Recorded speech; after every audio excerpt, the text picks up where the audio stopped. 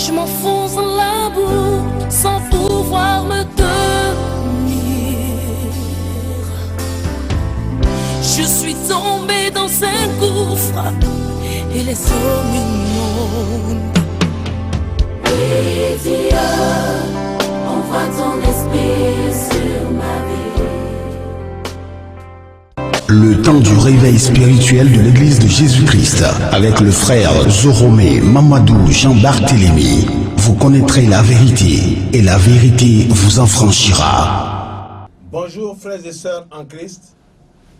Que la paix du Dieu Tout-Puissant, du Dieu Créateur des cieux et de la terre soit votre partage.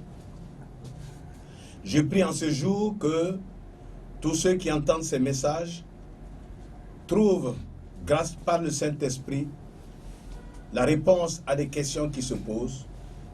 Je prie afin que les écailles tombent de nos yeux, que les aveugles voient, que les sourds entendent et que les paralytiques marchent, au nom de Jésus-Christ. Notre thème aujourd'hui, c'est le baptême au nom de Jésus. Je répète, le baptême au nom de Jésus. Que veut dire baptiser? Baptiser en grec, baptizo, veut dire immerger, donc plonger dans de l'eau. Ainsi, celui qu'on baptise doit être entièrement plongé de tout son corps, y compris sa tête, dans l'eau. Mais d'où vient le baptême? Le premier baptême nous vient de Moïse. Voici ce qui est écrit. Frères, je ne veux pas que vous ignoriez que nos pères ont tous été sous la nuée, qu'ils ont tous passé au travers de la mer et qu'ils ont été baptisés en Moïse dans la nuée et dans la mer. 1 Corinthiens chapitre 10, versets 1 à 2. Ainsi, le premier baptême mentionné dans la Bible vient de l'Exode, vient du peuple d'Israël avec Moïse. Selon la Bible, le premier baptême est celui que Dieu avait accompli en faisant traverser la mer par le peuple d'Israël.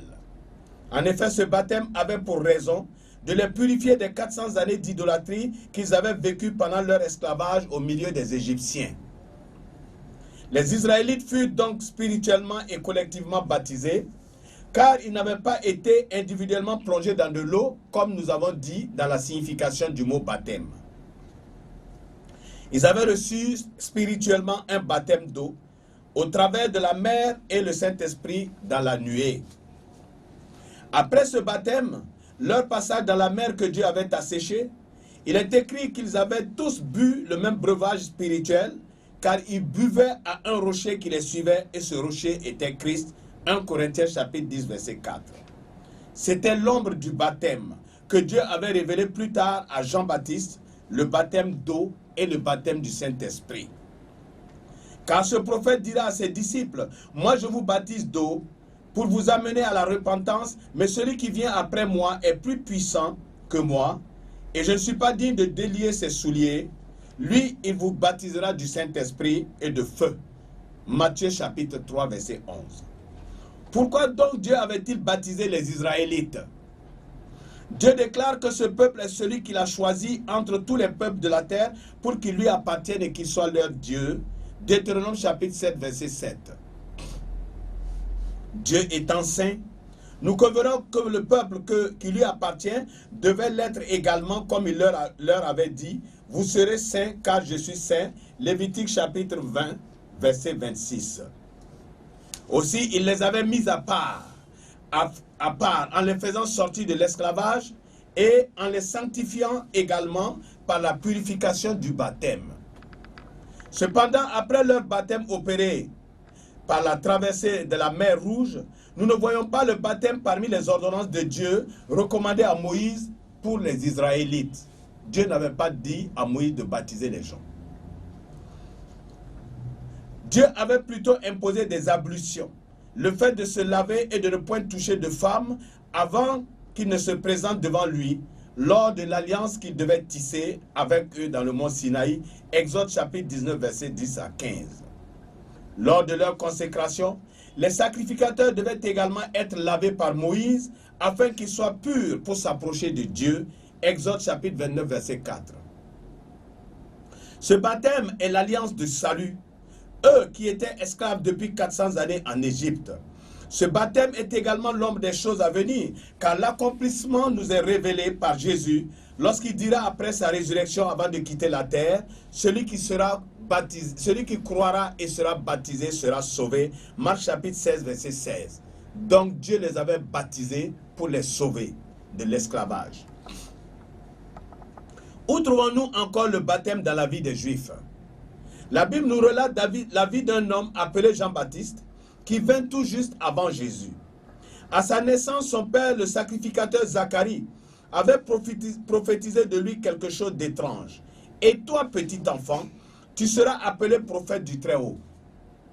Car tu marcheras devant la face du Seigneur pour préparer ses voies, afin de donner au peuple la connaissance du salut par le pardon des péchés. Luc chapitre 1, verset 76 à 77. Et la Bible nous rapporte que cet homme vécut effectivement dans le désert, menant une drôle de vie, s'habillant de peau de bête et se nourrissant dans le désert de miel sauvage et de sauterelles. Puis devenu grand, il parut devant le peuple d'Israël dans la Judée, prêchant « Repentez-vous car le royaume des cieux est proche ». Matthieu chapitre 3, verset 2. Depuis, les habitants de la ville de Jérusalem venaient à lui et confessant leurs péchés se faisaient baptiser par lui dans les eaux du Jourdain. Matthieu chapitre 3, verset 5. Il les immergeait, c'est-à-dire qu'il les plongeait dans les eaux du fleuve et ensuite il les enseignait. Ainsi, parmi les personnes qui vinrent à lui pour se faire baptiser, figuraient les apôtres et notre Seigneur Jésus-Christ lui-même. Pourquoi le Seigneur Jésus-Christ se fit-il baptiser? Cette question mérite d'être posée, car il nous a dit que Jean-Baptiste invitait la population à se repentir. Aussi, elle obéissait et les uns et les autres confessaient leurs péchés avant de se faire baptiser. Mais notre Seigneur Jésus-Christ avait-il commis des péchés, des fautes, pour venir subir le baptême de repentance? Pas du tout. Car la Bible nous dit, selon les témoignages que nous avons de lui, qu'il n'avait point péché une seule fois pendant sa vie terrestre. Luc chapitre 23, verset 41, Ésaïe chapitre 53, verset 9. Mais pourquoi donc s'était-il fait baptiser? Que signifie donc le baptême? L'acte du baptême nous montre que nous étions esclaves des mauvais esprits, morts à cause du péché. Car il est bel et bien décidé par Dieu que le salaire du péché c'est la mort. Romains chapitre 6, verset 23, Genèse chapitre 2, verset 16. Ainsi, quiconque meurt en état de péché et non baptisé ne sera pas compté parmi les membres du royaume de Dieu, comme Jésus l'avait dit, selon Marc chapitre 16, verset 16. Si nous mourons pardonnés de nos péchés par notre foi en Christ et par notre baptême, nous sommes assurés de ressusciter en lui. Le second sens profond du baptême est que celui qui reconnaît ses péchés et qui accepte que Jésus est le sauveur du monde, qu'il est mort pour le pardon de ses péchés, celui qui est plongé dans l'eau pour montrer qu'un jour il mourra, mais qu'il a la foi d'être ressuscité en lui, Jésus-Christ. La Bible ne dit pas que nous ressusciterons. Elle dit que nous sommes déjà ressuscités et que nous sommes assis dans les lieux célestes avec Dieu. Car le Seigneur, avant de partir, avait donné la révélation profonde du baptême. Celui qui croira et sera baptisé sera sauvé. Nous sommes déjà sauvés et ressuscités par notre foi, par notre baptême et le fait que nous ne péchons plus. Le baptême de Jésus indiquait donc sa mort et sa résurrection. Lui, son baptême, ce n'était pas la repentance des péchés, car la Bible dit qu'il allait se charger de nos péchés pour aller à la croix et nous sauver. Ainsi, le baptême de Jésus montrait qu'il se chargerait de nos péchés, il mourrait et qu'il serait ressuscité le troisième jour. Romains chapitre 6, verset 23. Il est mort pour accomplir la loi. C'est ce qu'il disait, qu'il n'était pas venu pour abolir la loi, mais pour l'accomplir. En effet, la loi du salaire, c'est le péché. Le salaire du péché, c'est la mort. Jésus est venu l'accomplir. Il n'était pas venu changer. Il n'était pas venu arrêter cette loi. Nous pouvons donc conclure que le sens profond du baptême, c'est la foi de mourir et de ressusciter en Christ. Peut-on refuser le baptême à quelqu'un? Y aurait-il des raisons bibliques de le faire? Y aurait-il des raisons de refuser le baptême à quelqu'un qui, reconnaissant ses péchés, après avoir entendu le nom du Seigneur, vient dans une église ou vers un homme de Dieu pour demander le baptême de repentance? La question mérite d'être posée, car de nos jours, il y a des églises qui refusent le baptême à des gens. Et quelles sont leurs raisons? Cours de baptême. Certaines ont comme doctrine de donner des cours de baptême au travers desquels il faut être apte pour mériter le baptême. Cependant, Jean-Baptiste, le premier baptiseur, n'avait point fait cela. Jésus non plus n'avait point montré aux apôtres qu'il fallait suivre des cours avant d'être baptisé. Nous pouvons croire qu'il s'agit d'une doctrine émotionnelle. Bien-aimés, le Seigneur avait indiqué la chronologie de la marche à suivre. Il avait dit, allez faire de toutes les nations des disciples, les baptisant au nom du Père, du Fils et du Saint-Esprit, et enseignez-leur à observer tout ce que je vous ai prescrit. Matthieu chapitre 28, versets 19 à 20. N'est-ce pas bien clair que Jésus avait indiqué de baptiser avant de prétendre enseigner? Les conducteurs des églises actuelles ont inventé leur doctrine, refusant d'obéir aux recommandations de celui qui est le maître du baptême. C'est une rébellion, c'est un péché. Nul n'a ajouté de retrancher ou de changer quelque chose à ce qui est écrit. Apocalypse chapitre 22, verset 18, Deutéronome chapitre 4, verset 2. C'est ce péché commis dans le jardin par la femme qui avait modifié la parole de Dieu donnée à Adam qui a amené la mort dans le monde. Dieu ne nous permet pas de changer quelque chose dans sa parole ou de la modifier. Dieu n'avait pas parlé à Adam, à Ève. Il n'avait parlé qu'à Adam. Genèse chapitre 2, verset 16. Et voici qu'Ève, au lieu de dire au serpent qu'elle n'était pas là quand Dieu parla à son mari, ou de répéter exactement ce qui avait été dit, Ève va ajouter, va donc déformer cette parole en disant « nous », alors que c'était « tu ». Elle avait menti et ajouté en disant que Dieu avait dit également de ne point toucher à ce fruit. Genèse chapitre 3, verset 3. Elle donna ainsi la possibilité au diable, le père du mensonge, d'entrer en elle et d'entrer dans l'humanité. Nous ne devons ni retrancher, ni ajouter quoi que ce soit à ce qui nous a été montré aux apôtres de la part du Seigneur. C'est très grave. Le Seigneur avait averti tous ceux qui se disent pasteurs et se comportent de la sorte en inventant des doctrines. Il avait dit, celui qui n'assemble pas avec moi disperse. Matthieu chapitre 12, verset 30. Bien-aimés frères et sœurs, refusons donc cette doctrine qui consiste à suivre des cours de baptême. Ne la pratiquons pas. On ne suit pas des cours pour être baptisé. On confesse ses péchés. Tout ce que nous faisons ou ce que nous disons qui est différent de la parole de Dieu, qui est différent des recommandations de Jésus-Christ, nous amène à être rejetés par lui le jour de notre mort. Bien-aimés frères et sœurs, nous sommes les amis de Jésus si nous nous comportons comme il a dit, si nous copions ses comportements. Faisons attention aux paroles de Jésus. Elles sont très fortes et nous les prenons à la légère. Il avait dit aux apôtres qu'ils sont ses amis s'ils font ce qu'il leur commande. Jean chapitre 15, verset 14. Nous sommes ses amis si nous agissons en nous aimant les uns les autres comme il nous a aimés. Nous sommes également ses amis et si nous parlons et agissons comme il avait fait et comme il avait montré aux apôtres pour nous l'enseigner. Nous sommes ses amis si notre manière d'adorer, de nous comporter envers Dieu est celle qu'il avait montrée aux apôtres pour nous le communiquer. Nous sommes ses amis si nous prions comme il nous l'avait montré. Nous sommes ses amis si nous baptisons comme il nous l'a montré. N'inventons pas nos manières. Bien-aimés frères et sœurs, pouvons-nous refuser le baptême à des pécheurs? On voit des églises aussi qui refusent le baptême à des personnes disant qu'elles pêchent encore. On refuse le baptême à des jeunes filles ou à des jeunes gens prétextant qu'elles sont impudiques, c'est-à-dire qu'elles sont encore des pécheurs. Que veut donc dire le baptême pour ces églises et pour leurs conducteurs? N'est-ce pas le pécheur qui veut se repentir qu'on baptise? Jésus ne dit-il pas aux pharisiens qu'il était venu appeler à la repentance des justes et non pas des pécheurs?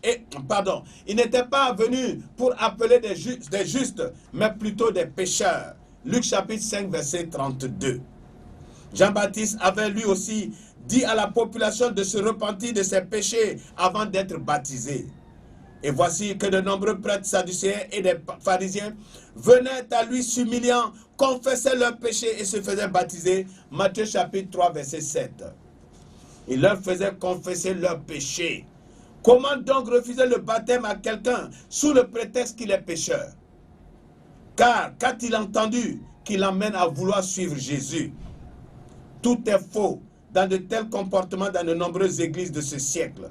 Ce sont des actes émotionnels, des actes de religiosité et de tradition humaine qui constituent beaucoup de leur doctrine. Rares sont celles qui prêchent l'évangile et le baptême selon Jésus. L'évangile de repentance et le pardon des péchés selon le Seigneur semble bien loin de beaucoup de nos préoccupations. Beaucoup d'entre nous prêchons plutôt un évangile de fétichisme. Viens à Jésus, tu auras le mariage. Viens à Jésus, tu auras du travail. Viens à Jésus, tu seras un homme très important. Viens à Jésus et tu guériras. Des hommes prétendus de Dieu vendent des bouteilles d'eau minérale, disent-ils, des eaux spéciales, des bouteilles de coca et prétendent faire des délivrances. Bien-aimés frères et sœurs, comment pouvons-nous plaisanter de la sorte avec l'œuvre de Dieu? C'est pour de telles banalités qu'un homme appelé Jésus serait-il venu donner sa vie? A-t-on besoin de venir forcément à Jésus pour avoir un emploi? Les païens, ceux qui ne connaissent pas Jésus, n'ont-ils pas les mêmes problèmes d'emploi que nous? A-t-on besoin de prières de pasteur pour avoir un mari ou une femme? Les païens qui se marient ou qui ont des conjoints ou des conjointes, l'ont-ils eu par les prières de pasteur ou de qui que ce soit? Dieu donne du travail à tout être humain. C'est lui qui avait dit au commencement que tout homme mangera la sueur de son front. Genèse chapitre 3, verset 19. Dieu donne du travail aux païens. Il donne une femme ou un mari à tous les êtres humains. A-t-on besoin de prières spéciales pour cela? Est-ce pour ça que Jésus est venu sur la terre? Que tout homme, que toute personne attende son temps, c'est tout. Dieu lui-même a décidé le mariage pour tout homme depuis le commencement. Genèse chapitre 2, verset 18 à 24. Est-ce pour de telles banalités que Dieu avait envoyé Jésus-Christ à la croix? Est-ce pour de telles banalités qu'il était venu mourir? Selon quel verset de la Bible Jésus et les apôtres avaient-ils prié pour de telles choses? Est-ce pour de telles banalités que Jésus était venu dans le monde? Il était venu pour une raison plus sérieuse que tout cela. Il avait été envoyé pour mourir, pour le rachat de nos vies. Aussi, il prêchait, repentez-vous. Et c'est ce qu'il disait avant tout enseignement. Était-ce pour des histoires de femmes, de maris, de travail, de visa de voyage, que les apôtres se livrèrent à la mort? Les pasteurs de nos jours pourraient-ils mourir pour l'évangile? Eux qui réclament des dîmes, des offrandes, des salaires de toutes sortes, des privilèges et du confort, pour, disent-ils, faire l'œuvre de Dieu. Les apôtres ont livré leur vie pour cette œuvre. À la suite de Jésus, les apôtres comprirent tant le sérieux de son ministère terrestre qu'ils prêchaient plutôt aux païens: crois au Seigneur Jésus-Christ et tu seras sauvé, toi et ta famille. Ils ne disaient pas: venez et vous allez avoir du travail. Et ils annonçaient la parole du Seigneur et non des discours pour faire plaisir et amener des gens à eux, comme le font de nombreux prétendus serviteurs de Dieu de nos jours. Actes chapitre 16, verset 31. Ils ne prêchèrent à personne que selon Malachie, il fallait payer des dîmes pour voir les écluses des cieux s'ouvrir. Cependant, ils connaissaient les prophètes. Ils connaissaient les prophéties de la Bible. Jésus et les apôtres ignoraient-ils ce prophète et ce passage de Malachie chapitre 3, verset 8? Est-ce qu'ils ignoraient cela? Ils ne dirent point aux premiers chrétiens qu'il leur fallait des dîmes et des offrandes pour faire l'œuvre de Dieu. Ils firent l'œuvre de Dieu par leur vie, par le don de leur vie. Ils ne recherchèrent point des gains, comme de nos jours, nos nombreux serviteurs de Dieu, qui en réalité ont trouvé en l'évangile un gagne-pain. Disons la vérité. Bien-aimés frères et sœurs, à ces deux disciples auxquels il apparut après sa résurrection sur la route d'Emmaüs, et dont il avait ouvert les yeux par les Écritures, le Seigneur avait dit: ainsi il est écrit que que le Christ souffrirait et qu'il ressusciterait des morts le troisième jour, et que la repentance et le pardon des péchés seraient prêchés en son nom à toutes les nations, à commencer par Jérusalem. Vous êtes témoins de toutes ces choses. Luc chapitre 24, versets 45 à 48. Le Seigneur avait ainsi déclaré que de même qu'il était venu pour la repentance et le pardon des péchés, les apôtres et tous disciples devaient en faire autant sur toute la terre. Il ne nous a pas envoyés pour prier pour que des femmes aient des maris, que des gens aient des femmes. Où se trouvent dans les églises de nos jours? Où se trouvent les églises qui de nos jours prêchent la repentance et le pardon des péchés? Où sont-elles? Elles sont toutes préoccupées à trouver des visas, du travail, des mariages, des délivrances et autres biens terrestres. Et ils appellent ça faire l'œuvre de Dieu, et c'est pour ça qu'on doit les payer. Jésus n'était pas venu dans le monde. Jésus n'était pas venu dans le monde que pour la Jésus n'était venu dans le monde que pour la prédication de la repentance et le pardon des péchés. Et c'est ce ministère qui doit être la vie de quiconque prétend que Dieu l'a appelé. Mort et ressuscité pour cette cause, le Seigneur avait recommandé aux disciples, c'est-à-dire les apôtres et tous ceux qui avaient cru en lui, et même avaient été témoins de sa résurrection, aller de par le monde et prêcher la bonne nouvelle à toute la création. Marc chapitre 16, verset 15. Les apôtres obéirent à cette recommandation, prêchant au monde entier ce qu'il avait ordonné et baptisant les repentis comme il le leur avait commandé. Nous avons leur témoignage par tout ce qui est écrit en Actes des apôtres. Ils allèrent partout, baptisant et enseignant la bonne nouvelle de la résurrection.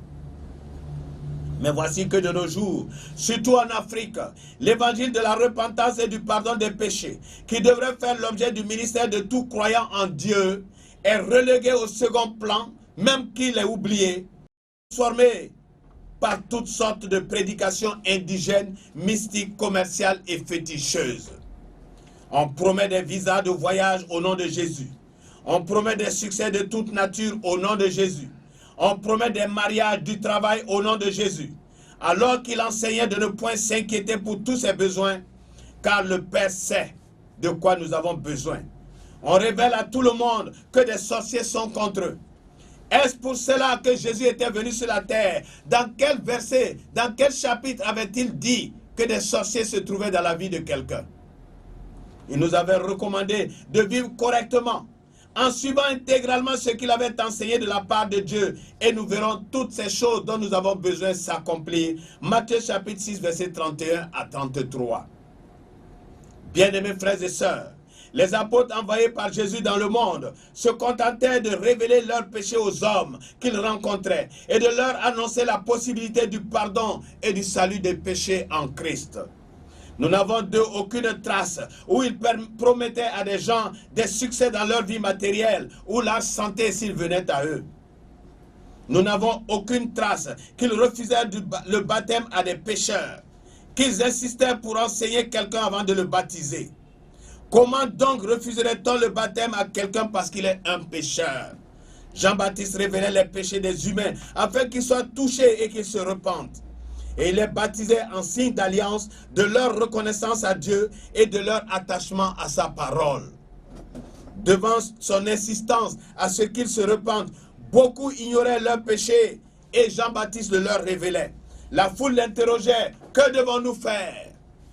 Et il répondait à ceux qui étaient des avares, à ceux qui étaient des égoïstes, que celui qui a 2 tuniques partage avec celui qui n'en a point, et que celui qui a de quoi manger agisse de même. Luc chapitre 3, verset 10. Puis vinrent vers lui des agents collecteurs d'impôts, les publicains qui étaient reconnus comme des personnes avides et cupides. Quand ils lui posèrent la question, « Maître, que devons-nous faire ?» Il leur répondit par rapport à leur péché qui était la cupidité. « N'exigez rien au-delà de ce qui vous a été ordonné. » Luc chapitre 3, verset 12. Quel est le pasteur qui dit de telles choses à des agents d'impôts? Car les publicains, encaissaient plus que les taux fixés par l'administration romaine et s'enrichissaient par des surtaxes inventées par eux-mêmes. C'étaient des hommes cupides. Et Jean-Baptiste le leur révélait afin qu'ils confessent, ils se repentent et qu'ils soient baptisés. Des soldats aussi, entendant son appel à la repentance, lui demandèrent, que devons-nous faire? Eux aussi étaient corrompus, comme les agents des impôts. Ils demandaient de payer pour les services qu'ils devaient accomplir gratuitement. Aussi, il leur répondait en leur disant, en leur révélant leurs péchés, ne commettez point d'extorsion, ne retirez pas les biens de la population, mais contentez-vous de votre solde. Luc chapitre 3, verset 14. Il leur révélait leurs péchés, il ne donnait pas des cours de baptême. Homme de Dieu, enfant de Dieu, nous devons par notre modèle de vie emmener le monde à voir ses péchés et à s'en repentir.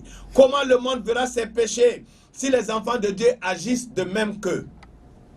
Jean-Baptiste était vêtu de peau de bête et cependant recommandait aux riches de donner aux pauvres, de partager leurs habits avec les pauvres. Jean-Baptiste voyait leurs péchés d'avarice et d'égoïsme. Il voyait leurs péchés d'avarice et d'égoïsme devant cet homme vêtu de peau de bête et qui ne leur réclamait pas d'habits, mais qui leur disait de donner à leurs frères démunis.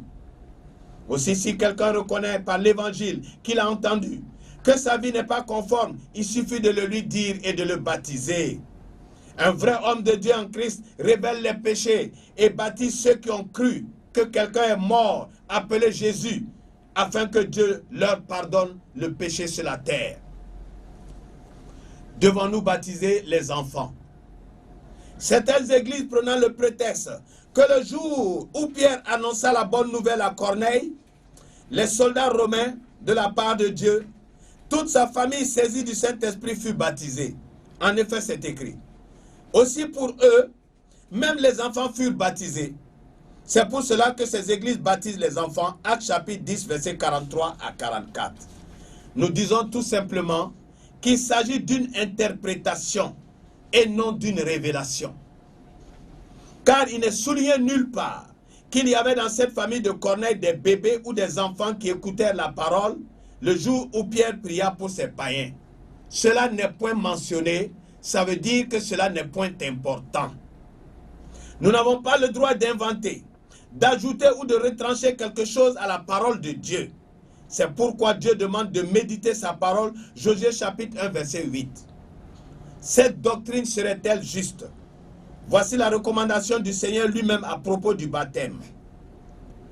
Voici son ordre quand il envoyait les apôtres à travers le monde.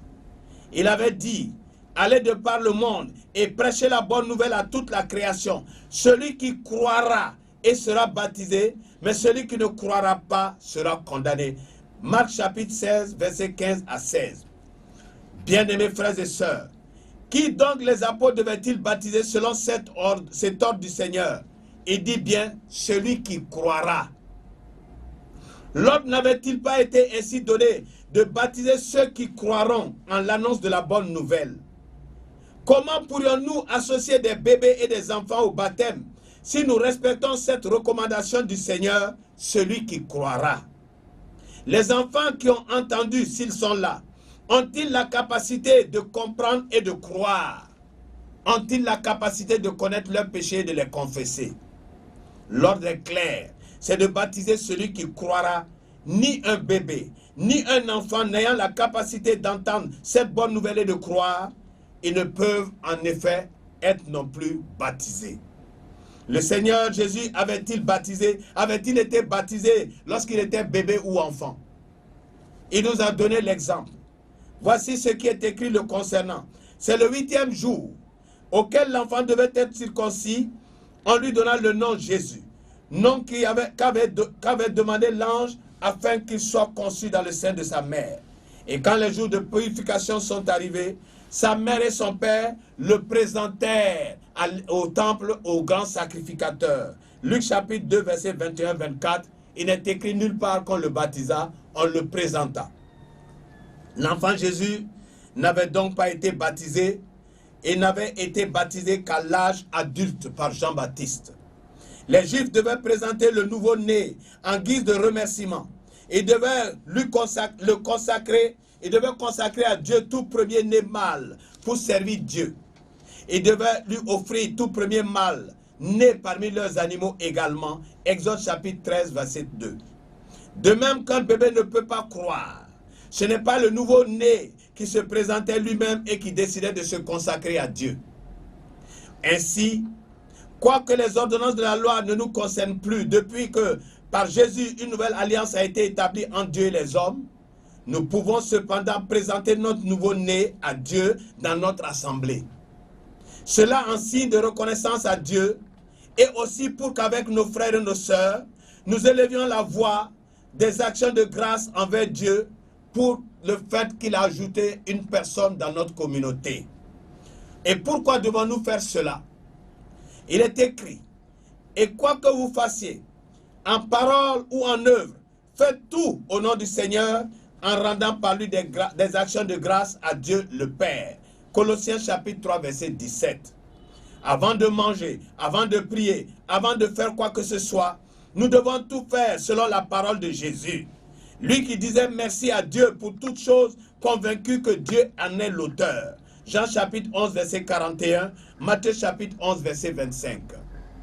Aussi un chrétien qui s'est marié, un chrétien qui a reçu une bénédiction quelconque de la part de Dieu, tel qu'un enfant doit rendre des actions de grâce à Dieu par des prières d'adoration et de la louange. On ne baptise pas un bébé, on ne baptise pas un enfant, car ils n'ont pas la capacité de croire. Les parents doivent présenter leur enfant à leur assemblée pour qu'ensemble, ils glorifient Dieu. Bien-aimés frères et sœurs, une autre question. En quel nom devons-nous baptiser?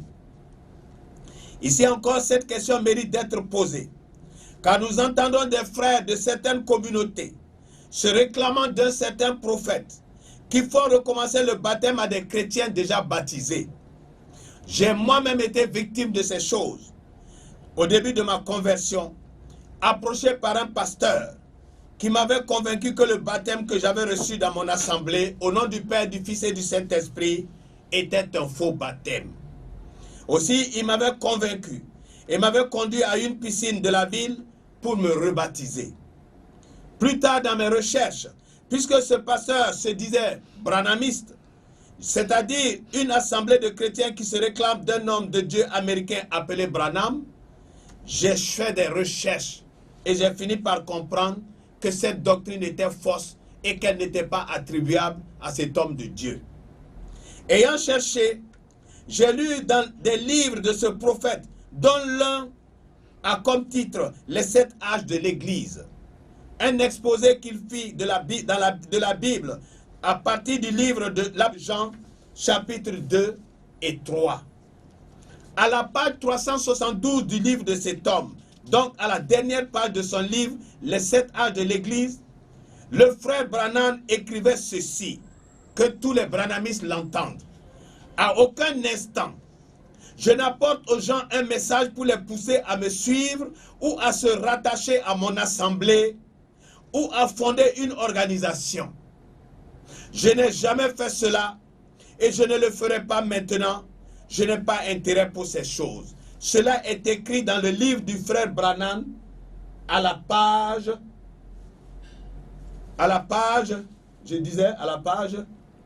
372, à la dernière page de son livre.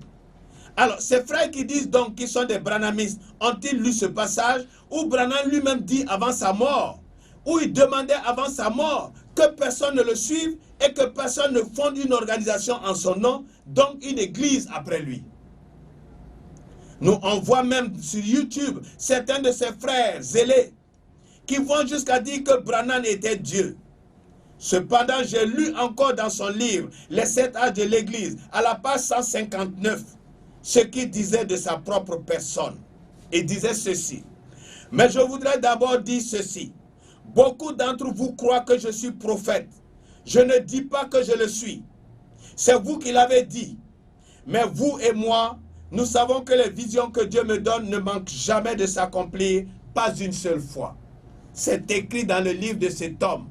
Que tout branhamiste cherche ce livre et qu'il le lise. Donc ce sont ces frères qui se font appeler branhamistes, qui le décrivent comme prophète, comme il le dit. Lui-même n'a jamais dit qu'il était prophète de son vivant. Il se faisait appeler frère Branham. Cet homme savait, à mon avis, que ce n'est pas l'homme qui se recommande et que c'est Dieu qui recommande qui il veut. Et c'est celui que Dieu recommande qui est approuvé. 2 Corinthiens chapitre 10 verset 18. Aussi, il ne se fit point appeler lui-même prophète, mais plutôt frère Branham, comme le Seigneur Jésus le recommandait. Matthieu chapitre 23 verset 8. J'ai lu également à la page 20 de ce même livre que Branham reconnaissait que c'est Jésus qui est Dieu. Donc comment un homme qui prêchait Jésus et l'avait reconnu comme Dieu, pourrait-il avoir dit que lui-même était Dieu? Ces détracteurs de son temps, les églises protestantes l'avaient accusé de prétendre qu'il est Dieu, ce qui n'est pas vrai. Ce n'est pas vrai. Je ne suis pas en train de défendre. Je suis en train de dire comment on m'a induit en erreur pour me rebaptiser. Branham avait dit tout simplement, dans les 7 âges de l'Église, il avait simplement dit que dans les 7 âges de l'Église, c'est-à-dire dans les différentes périodes ou étapes décrites dans le livre de l'Apocalypse, Dieu avait envoyé un messager à chaque temps qu'on appelait un ange. Apocalypse chapitre 2 verset 1, chapitre 2 verset 18, chapitre 3 verset 1. Il avait cité des noms de certaines personnes connues comme étant selon lui la révélation du mot ange, quand Dieu disait à Jean dans le songe, écrit à l'ange. Il cita par exemple l'apôtre Paul pour la période de l'an 53 à l'an 170, comme celui à qui Dieu faisait allusion quand il disait écrit à l'ange de l'église d'Éphèse. Apocalypse chapitre 2 verset 1. Il cita un certain évêque Irénée pour la période de l'an 70 à l'an 312, comme l'ange à qui Dieu avait demandé à Jean dans son songe d'écrire concernant l'église de Smyrne. Apocalypse chapitre 2 verset 8. Il cita un certain Martin pour la période de l'an 312 à l'an 606 comme étant l'ange de l'église de Pergame. Apocalypse chapitre 2 verset 12. Il révéla qu'un certain Colomba de l'an 606 à 1520 était l'ange de l'église de Thyatire. Apocalypse chapitre 2 verset 18. Il dit qu'un certain Martin Luther, un prêtre allemand, chassé de l'église catholique, est l'ange de la période de 1520 à 1750, à qui Jean avait dit d'écrire dans son songe comme étant l'ange de l'église de Sardes. Apocalypse chapitre 3 verset 1.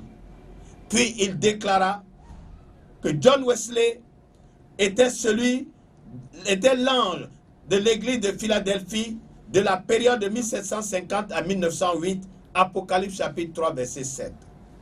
Mais concernant l'ange de l'église de Laodicée, c'est-à-dire l'église des derniers temps, frère Branham n'avait point cité le nom d'un ange. Il n'avait point cité le nom de quelqu'un comme étant l'ange. Aussi toutes les églises qui ne l'aimaient pas et tous les hommes de Dieu de son temps l'attaquèrent parce qu'ils le qualifiaient d'imposteur, parce que selon eux, il voulait dire, parce qu'il n'a pas cité le nom de l'ange, que c'était lui cet ange. Par contre, ceux qui sont ses adeptes aujourd'hui, ceux qui ont créé le branhamisme après lui, disent que c'est lui le dernier prophète. Cependant, la Bible nous révèle que c'est Jean-Baptiste le dernier prophète de Dieu, Matthieu chapitre 11 verset 13. Comprenant donc que cet homme William Branham n'avait point créé le branhamisme et que ce sont des frères qui ont inventé cette église, j'ai cherché la profondeur de cette doctrine qui lui est attribuée et par laquelle on m'avait amené à me rebaptiser. C'est pourquoi j'en parle aujourd'hui pour en rendre témoignage.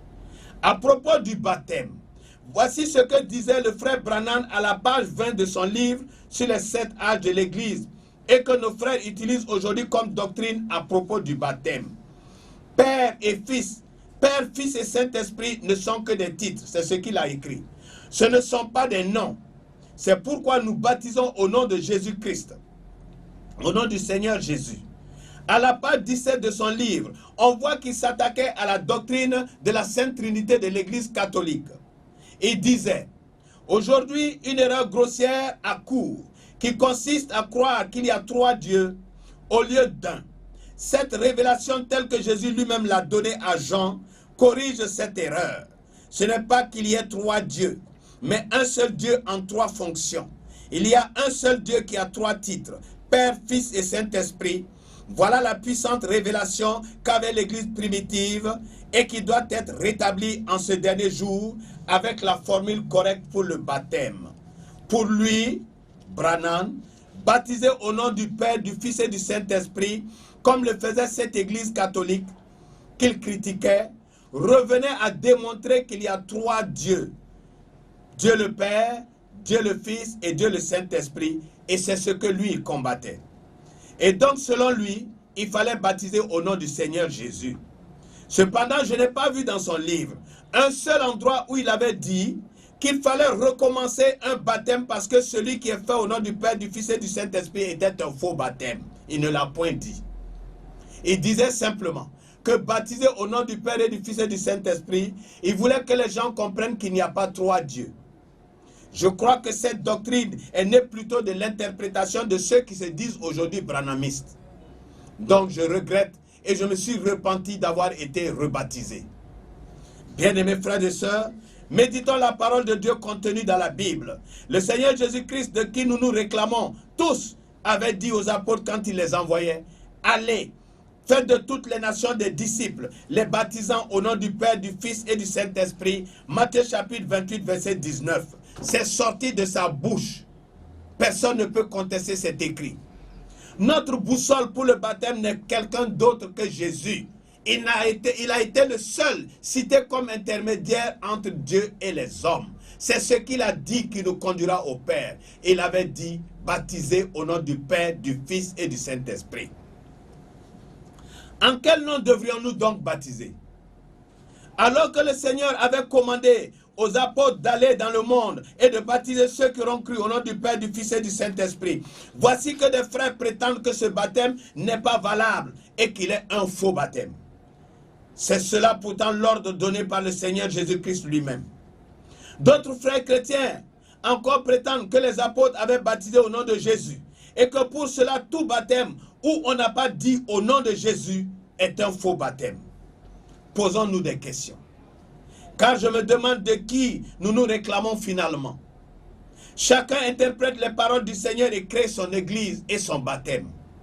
Au nom de qui Jean-Baptiste baptisait les Juifs? Disait-il au nom de Jésus? Au nom de qui Jean-Baptiste avait baptisé Jésus-Christ lui-même? Avait-il dit, je te baptise au nom de Jésus? Si Jean-Baptiste n'avait pas crié, je te baptise au nom de Jésus, tous les baptêmes effectués par lui seraient-ils donc considérés comme faux? Le baptême de Jésus et de tous les Juifs baptisés alors que Jean-Baptiste n'avait pas dit au nom de Jésus, seraient-ils des faux baptêmes? Ses frères prétendent que lorsque Pierre avait été envoyé par Dieu chez le centenier Corneille pour lui annoncer la bonne nouvelle, tous les participants reçurent le Saint-Esprit au grand étonnement des disciples qui l'avaient accompagné. Aussi Pierre dit, peut-on refuser l'eau du baptême à ceux qui ont reçu le Saint-Esprit aussi bien que nous? Et il leur ordonna qu'ils soient baptisés au nom du Seigneur Jésus. Actes chapitre 10, verset 47-48. Voici le passage à cause duquel, et comme Paul aussi l'avait fait, que des gens disent qu'il faut baptiser en disant au nom de Jésus. Pierre se serait-il permis de changer la parole, l'ordre du Seigneur, de baptiser au nom du Père, du Fils et du Saint-Esprit? Pierre aurait-il changé cette parole? Aurait-il pris l'engagement de désobéir à la parole de Jésus? Personnellement, je ne crois pas. Je veux respecter la foi de Pierre. L'évangile selon l'apôtre Jean nous révèle quelque chose. Au commencement était la parole, et la parole était avec Dieu, et la parole était Dieu. Elle était au commencement avec Dieu. Toutes choses ont été faites par elle, et rien de ce qui a été fait n'a été fait sans elle. Jean chapitre 1, verset 1 à 3. Dans les épîtres aux premiers chrétiens de Colosse, il est encore écrit ceci. Le Fils est l'image du Dieu invisible, le premier-né de toute la création. Car en lui ont été créées toutes les choses qui sont dans les cieux et sur la terre, les visibles et les invisibles, les trônes, les dignités, les dominations et les autorités. Tout a été créé par lui et pour lui. Il est avant toutes choses et toutes choses subsistent en lui. Colossiens chapitre 1, verset 15 à 17. De quoi s'agit-il? N'est-ce pas du même Jésus que Jean appelle la parole par laquelle toutes choses ont été faites? N'est-ce pas ce Jésus-Christ qui sépare la parole? Que nous dit donc le Seigneur concernant cette parole? C'est-à-dire le concernant, puisque c'est lui la parole. Voici ce qu'il disait aux apôtres. Tout ce que vous demanderez en mon nom, je le ferai. Jean chapitre 14, versets 13 à 14. Jésus voulait-il dire d'accompagner toute prière à la fin au nom de Jésus? Est-ce ce qu'il voulait dire? Est-ce en accompagnant toute prière que nous faisons au cri de « Au nom de Jésus » que nous sommes exaucés? Est-ce en baptisant et en criant « Je te baptise au nom de Jésus » que c'est un vrai baptême? Jésus disait encore quelque chose. Si vous demeurez en moi et que mes paroles demeurent en vous, demandez ce que vous voulez et cela vous sera accordé. Jean chapitre 15, verset 7. Si vous demeurez en moi, moi qui? Si vous demeurez en moi, comment? Jésus ne révélait-il pas ici que dire de demander en son nom, dire de demander de prier en son nom, Jésus ne voulait-il donc pas dire de demander et de prier selon la parole? Il disait ainsi par parabole, de prier ou de demander selon sa parole, par laquelle toutes choses ont été créées et toutes choses ont été faites. Car c'est cette parole qui produit l'exaucement. En mon nom veut dire selon ma parole. Prier en son nom ne signifie pas prier en criant à la fin de toute prière au nom de Jésus, mais de demander et de prier comme il l'avait montré, selon sa parole, selon la parole que lui il est. Par exemple, il avait dit de prier pour nos ennemis et de ne point les maudire. Quelqu'un qui prie aujourd'hui contre des prétendus sorciers, qui réclame le feu sur eux, et qui prie à la fin de sa prière comme nous savons le faire, au nom de Jésus, cette personne serait-elle exaucée? Pas du tout. Car le Seigneur disait de ne point prier de cette façon, mais de prier et de bénir ceux qui nous maudissent, de prier pour ceux qui nous persécutent. Donc si nous prions selon sa parole, qui dit de ne pas prier, de prier pour ceux qui nous persécutent, de prier pour ceux qui nous maudissent, nous prions selon Jésus, nous prions en son nom. Il avait demandé plutôt de les bénir, afin que leur cœur change et qu'ils connaissent Jésus notre Dieu et qu'ils soient sauvés.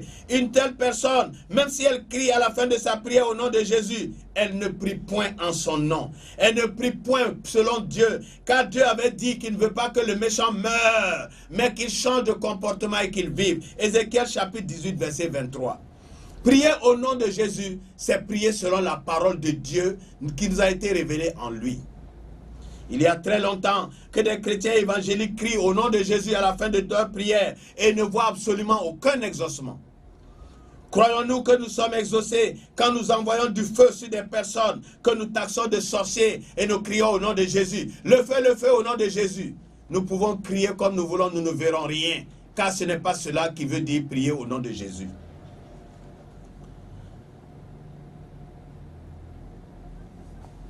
Bien-aimés frères et sœurs, c'est la même chose concernant le baptême. Jésus avait ordonné de baptiser ceux qui croiront au nom du Père, du Fils et du Saint-Esprit, c'est-à-dire ceux qui croiront en la parole, ceux qui croiront en sa parole. Il n'avait pas dit lorsque vous les baptisez, criez au nom de Jésus. Il n'avait pas dit lorsque vous les baptisez, criez en mon nom. Nous devons plutôt faire comprendre à celui qu'on baptise que c'est selon la parole de Jésus-Christ qu'il reçoit le baptême. Ce n'est pas une invention à nous. C'est au nom du Père, au nom du Fils et du Saint-Esprit, comme Jésus-Christ l'avait dit, que nous te baptisons, chers frères. Au nom du Père, du Fils et du Saint-Esprit, était bien sorti de la bouche du Seigneur. Comment pouvons-nous rejeter cet ordre? Si nous pouvons rejeter cet ordre, nous pouvons rejeter tout ce qu'il avait dit. Pourquoi pouvons-nous rejeter cela et laisser le reste? Nous sommes des incrédules en acceptant cette manière de faire. Quelqu'un ne se trompe-t-il pas lorsqu'il croit connaître mieux que Jésus? Car c'est lui-même qui avait dit cela. Et nous savons tous que c'est Jésus, que Jésus voulait dire, ne voulait pas dire au nom de trois dieux. Jésus ne voulait pas dire au nom du Père et du Fils et du Saint-Esprit. Jésus ne nous disait pas qu'il s'agit de trois dieux, puisqu'il nous disait, il disait à Philippe, celui qui m'a vu a vu le Père. Puisqu'il disait que le Saint-Esprit et lui font un, où a-t-il dit qu'il y avait 3 dieux? Donc que personne ne comprenne. Que Jésus dise de baptiser au nom du Père, du Fils et du Saint-Esprit veut dire qu'il y a 3 dieux, qu'il y a une Trinité. Bien-aimés frères et sœurs, vu la fidélité des apôtres envers le Seigneur Jésus-Christ, il m'est impossible, et je crois que chacun de nous devrait observer cette compréhension, que les apôtres n'avaient point changé la parole du Seigneur en disant que le fait de dire à quelqu'un qui le baptise au nom du Père, du Fils et du Saint-Esprit était faux. Les apôtres n'ont pas dit ça à quelqu'un. Et quelqu'un n'a pas un verset dans la Bible qui dit que le baptême au nom de Jésus, et le nom du Père, au nom du Père, du Fils et du Saint-Esprit est un faux baptême qui nous donne ce verset. C'est son interprétation à lui, ça n'engage que lui. Baptisons donc, mes frères et sœurs, comme le Seigneur nous l'avait révélé, au nom du Père, du Fils et du Saint-Esprit, selon la parole de Jésus. Les apôtres avaient baptisé au nom du Seigneur, ils avaient baptisé sur ordre du Seigneur, ils avaient baptisé selon Jésus-Christ. En quel endroit devons-nous baptiser? Voilà une autre question.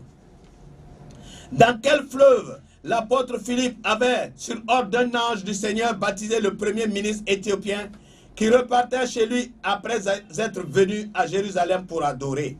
Pourquoi Philippe ne lui avait-il pas dit « Retournons au Jourdain pour que je te baptise » La Bible nous relate qu'après que Philippe lui ait expliqué cette partie du livre d'Ésaïe relatif à l'œuvre de Jésus-Christ, il vit de l'eau dans ce lieu désertique. Et le premier ministre dit à Philippe, voilà de l'eau, qu'est-ce qui empêche que je sois baptisé? Actes chapitre 8, versets 26 à 37. Philippe aurait dû lui dire qu'il fallait qu'il le ramène dans le fleuve Jourdain pour le baptiser, comme nos frères le prétendent aujourd'hui. Mais il lui avait dit que c'était possible et l'avait baptisé. Bien-aimés frères et sœurs, rejetons toutes ces doctrines nées d'intelligence humaine. Baptiser veut dire immerger, c'est-à-dire plonger dans de l'eau. Baptisons partout où nous pouvons trouver suffisamment d'eau pour que le prétendant au baptême puisse être immergé, c'est-à-dire plongé en entier de tout son corps. Comme Philippe l'avait fait et en immergeant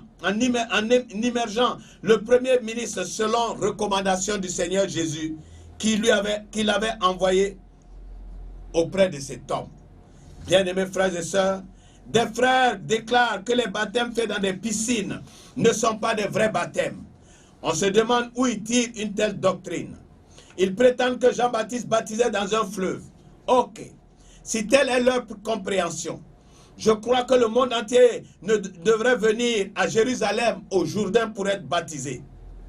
Sinon, puisqu'il faut être baptisé forcément dans un fleuve, je voudrais encore demander à ces frères, où les humains qui n'ont pas de fleuve dans leur pays devraient-ils baptiser? Comment devraient-ils faire? Où est la rivière en Côte d'Ivoire, à Abidjan, où on baptise les gens? La lagune n'est pas une rivière non plus, que ces frères ne le sachent.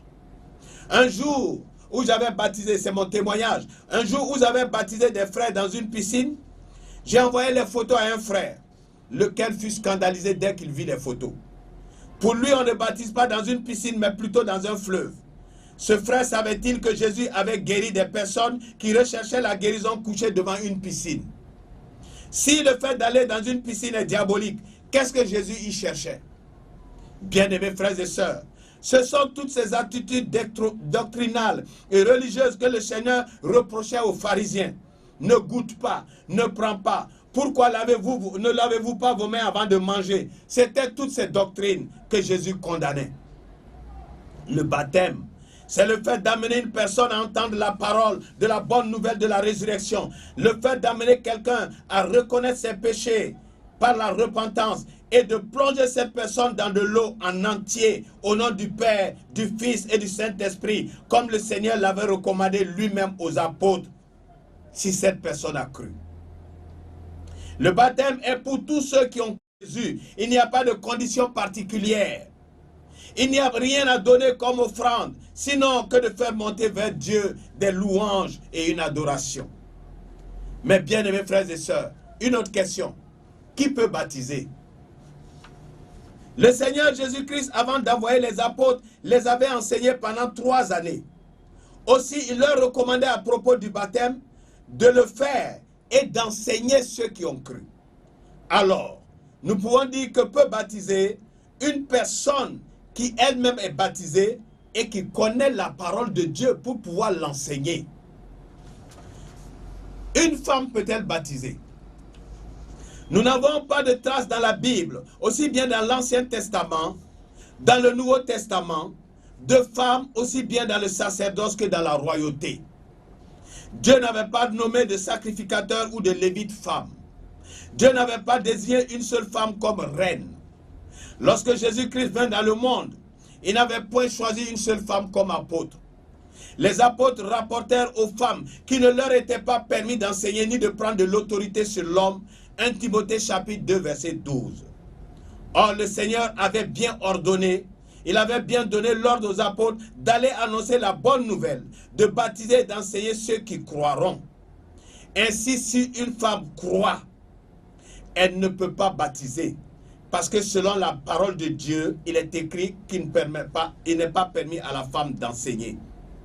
Or, si la femme ne peut pas enseigner, nous convenons donc qu'elle ne peut pas baptiser non plus. Puisque c'est ceux qui peuvent enseigner qui ont le droit de baptiser, qui ont reçu l'ordre de baptiser. Une femme ne pouvant pas enseigner, parce que cela lui est interdit, ne peut pas non plus baptiser. Quelle doit être la manière de vivre de celui ou de celle qui a été déjà baptisé? Que nous dit la Bible? Si quelqu'un est en Christ, il est une nouvelle création. Les choses anciennes sont passées. Voici, toutes choses sont devenues nouvelles. 2 Corinthiens chapitre 5 verset 17. En effet, une fois que nous sommes baptisés par notre foi en la mort et en la résurrection de Jésus, notre ancienne vie doit être enterrée. Les coutumes, les totems et autres sont finis. Mangeons tout ce que nous voulons avec action de grâce. C'est en priant et remerciant Dieu avant de manger que nous sommes conformes à la parole de Dieu. Il n'y a plus de totem. 1 Corinthiens chapitre 10 verset 25. Il n'y a plus de totem dans la vie de celui qui a cru en Christ. Le seul totem, c'est le péché. Notre cœur doit devenir le même que celui de Dieu. Un cœur qui pardonne tout. Matthieu chapitre 6 verset 14. Partout où nous sommes, nous devons susciter la paix entre les hommes. Ne mentons plus pour opposer les hommes, ne calomnions plus. C'est cela la vie de celui qui a été baptisé. Ne nous vengeons plus nous-mêmes de ceux qui nous ont fait du mal. Laissons la vengeance à Dieu. Romains chapitre 12 verset 19. S'il est possible, autant que cela dépend de nous, soyons en paix avec tous les hommes. Évitons de participer à tout ce qui divise les hommes sur la terre. Romains chapitre 13 verset 18. Bien-aimés frères et sœurs, évitons les réseaux sociaux par lesquels nous diffusons toutes sortes de fausses informations. Nous sommes des menteurs. Celui qui est baptisé ne fait plus cela.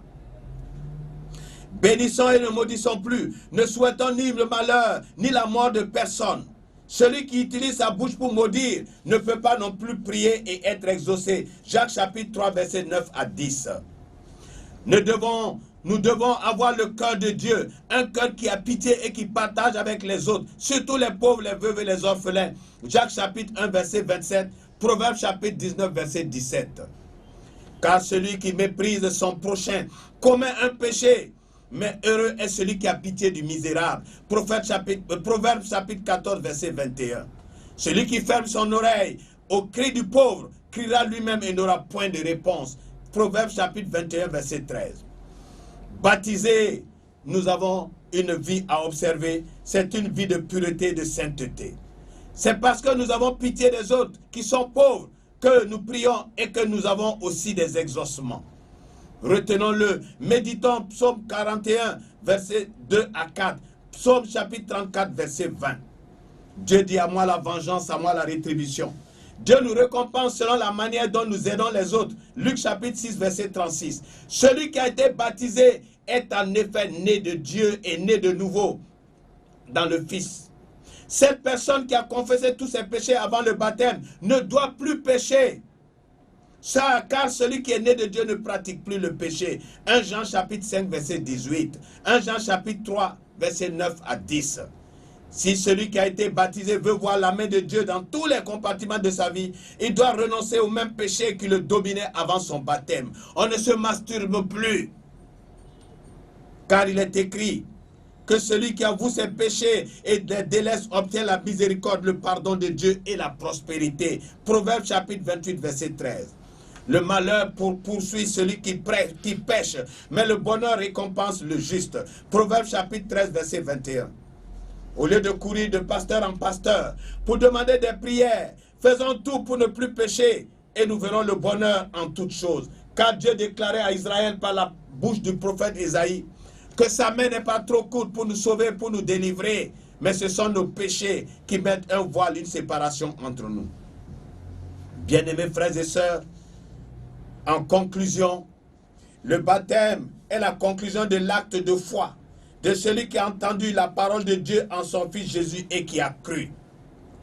Cette personne, après avoir confessé ses péchés, est immergée dans l'eau au nom du Père, du Fils et du Saint-Esprit, comme Jésus lui-même l'avait enseigné. Bien-aimés frères et sœurs, sortons des fausses doctrines ou des inventions. Beaucoup de personnes fréquentent les églises le dimanche sans être baptisées. Bien-aimés frères et sœurs, sachez que celui qui n'est pas baptisé n'est pas encore en Christ. Il a bien dit, celui qui sera baptisé, celui qui croirait sera baptisé, sera sauvé. Donc si tu fréquentes une assemblée et que tu n'es pas baptisé, tu n'es pas de Christ. Car comme celui qui n'a pas la carte d'identité ne peut pas se prévaloir d'une nationalité, celui qui n'est pas baptisé n'appartient pas à Jésus. Et s'il t'arrive de mourir, tu ne pourras pas prétendre être sauvé et être de lui. C'est celui qui a confessé ses péchés, celui qui a cru en Christ, qui a confessé ses péchés et qui est baptisé, qui lui appartient. Et c'est lui qui est l'église qu'il revient chercher. Bien-aimés frères et sœurs, si tu fréquentes une église et que tu n'es pas encore baptisé, ne crois pas encore en ton salut. Va vite et fais-toi baptiser au nom du Père, du Fils et du Saint-Esprit, comme Jésus l'avait dit. Shalom à vous tous. Votre frère Zoromé Mamadou, mon contact, ou du moins mes contacts, 225 07 03 51 54, WhatsApp, 00226 77 21 51 25, WhatsApp. Mon email, mamadouzor@gmail.com. Écrivez si vous voulez recevoir des livres. Écrivez si vous voulez les versions écrites de mes prédications. Écrivez si vous voulez l'histoire de l'Église depuis le 1er siècle jusqu'à aujourd'hui. Écrivez si vous voulez le livre sur le christianisme paganisé pour comprendre que beaucoup de choses que nous faisons dans les églises sont des choses païennes. Que la paix de Dieu soit sur vous et que vous soyez baptisés au nom du Père, du Fils et du Saint-Esprit comme nous l'a proclamé Jésus. Je m'enfonce dans la boue sans pouvoir me tenir. Je suis tombé dans un gouffre et les eaux m'inondent. Oui, Dieu, envoie ton esprit sur ma vie. Le temps du réveil spirituel de l'église de Jésus-Christ avec le frère Zoromé Mamadou Jean-Barthélemy. Vous connaîtrez la vérité et la vérité vous en franchira.